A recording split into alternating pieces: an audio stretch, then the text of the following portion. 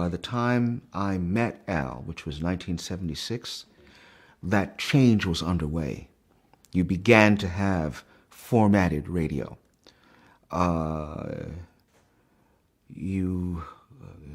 Jazz concerts, not jazz concerts, music concerts at that time were diversifying into jazz concerts, free jazz concerts, progressive rock concerts, traditional rock concerts, blues concerts, jazz blues concerts, concepts.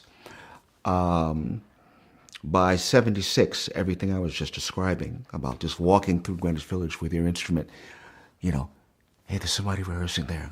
Bang, bang, bang, bang, bang. Hello? You guys got a band up there? Yeah. You need some players? Yeah, would you play? We got 2 guitars and bass guitar. Yeah, come on up. That had begun to pass by that time.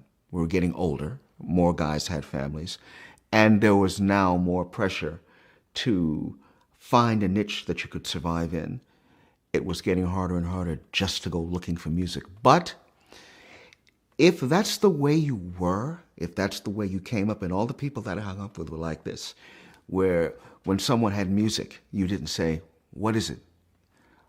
Oh, you mean, if you find someone who's doing this, no, you didn't do that. You still always felt, is it happening? Yeah, what is it? It's such and such. Fine, let's go, let's play.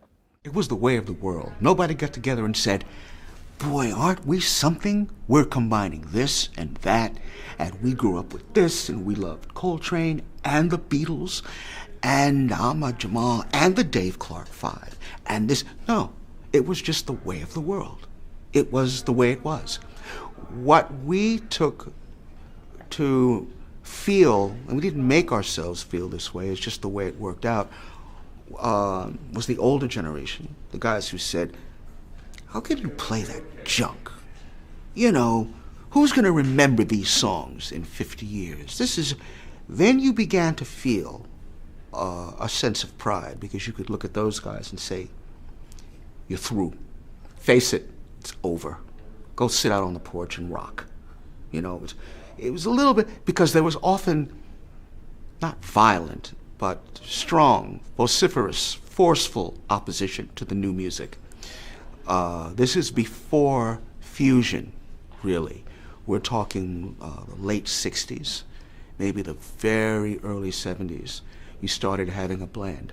But I can remember classmates, a couple of guitar players, we're like in high school now, just freshmen, and walking down to Greenwich Village with our cases. The hip thing was to have a hard case, even though, back in this thing, but you had to have a hard case because it showed you were serious, thought you were, whatever. And sometimes you'd go into a club to jam after hours, and there'd be some old timer. Hey, what you playing there, son? Bass guitar.